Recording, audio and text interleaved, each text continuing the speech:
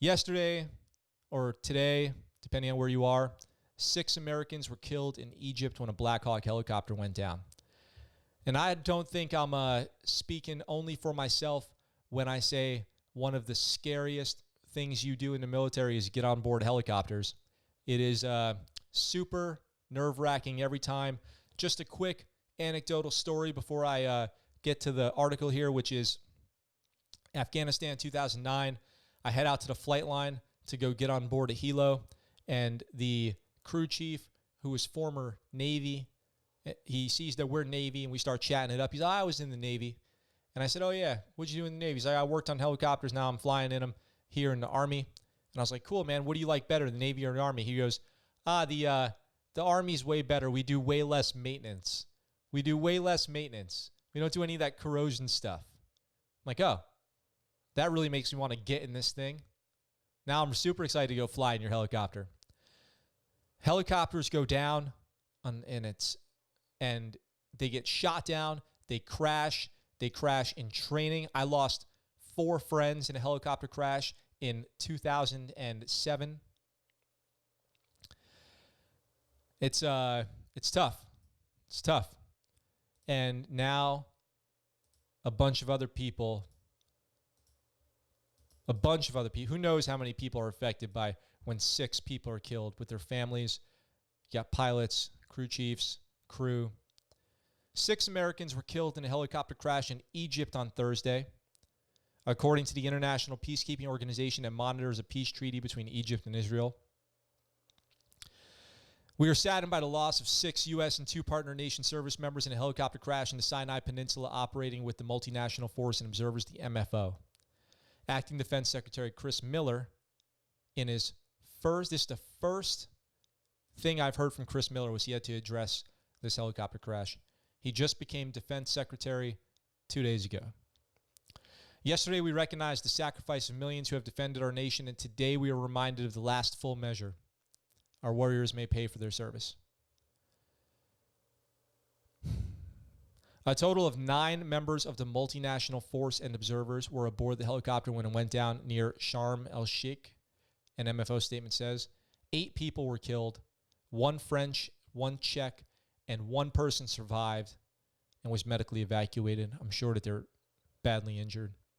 The names of those killed are being withheld until the next of kin notification. At this point, there's no information to indicate the crash was anything except an accident. Well, an accident, they call it a mishap. We call it a mishap in the military. There will be a full investigation as to what caused this mishap. Not an accident. It's not an accident. Here's what it is. Either it's human error or it's equipment error. It's not an accident. So that's why I don't like car accidents. I prefer car crash, car mishap. It's not an accident.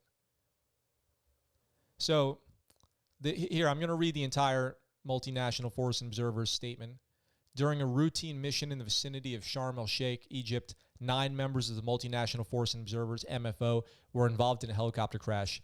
We are deeply saddened to report that 8 uniformed MFO members were killed, 6 U.S. citizens, 1 French and 1 Czech, and 1 U.S. MFO member survived and was medically evacuated. Names are being withheld pending notification of next of kin. The MFO will conduct an investigation to determine the cause of the accident. At this point, there is no information to indicate the crash was anything except an accident. In my words, a mishap. We greatly appreciate the cooperation and support of Egypt and Israel in the recovery effort. Okay. There's not much more information available now. We've got a statement from the Secretary of Defense. We've got a statement from the MFO. The thing is, it's a tragedy. It's a tragedy. You know, I've got buddies in the Navy who've survived Helo crashes. I've said this before on the show. If you were in the military, you probably know somebody who was killed in a helicopter crash. If you were in the military, you probably know somebody who was killed in a helicopter crash or an aviation mishap. It's really dangerous. It's super dangerous. And so I just wanted to share that story and make people aware of it. The day after Veterans Day, Helo goes down in Egypt. it's also important to recognize that we have people serving in Egypt. We have people serving all over the world all the time. Just because you're not in Iraq, you're not in Afghanistan, doesn't mean you're not serving honorably and in harm's way. We've got tons of stuff going on in Africa and the Pacific. I don't want to neglect that stuff. I don't want to just, pretend like it's not happening like we do so many times.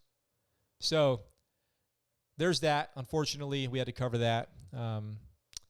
And I hope you guys are able to follow that story, and maybe you can support somehow as more information comes out. If I hear anything, I'll do another follow-up story on this one. But that sucks. I hate waking up and seeing stories like that. I've heard, you hear about a Helo crash and you got buddies serving in a certain AO, and you're like, well, I'm waiting to hear the list of names now, or hear something, or get a text. You don't want to get that text that something happened to a buddy. I'll tell you that I remember the day that we lost a crew on a Helo in the squadron I was at, HSC 23 out of San Diego.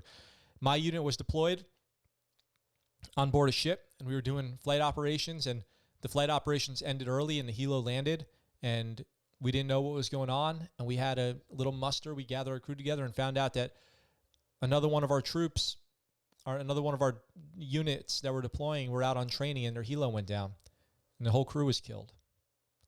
That was horrible, super sad. Think about it every year on the anniversary. So, Bullet 10 was the call sign.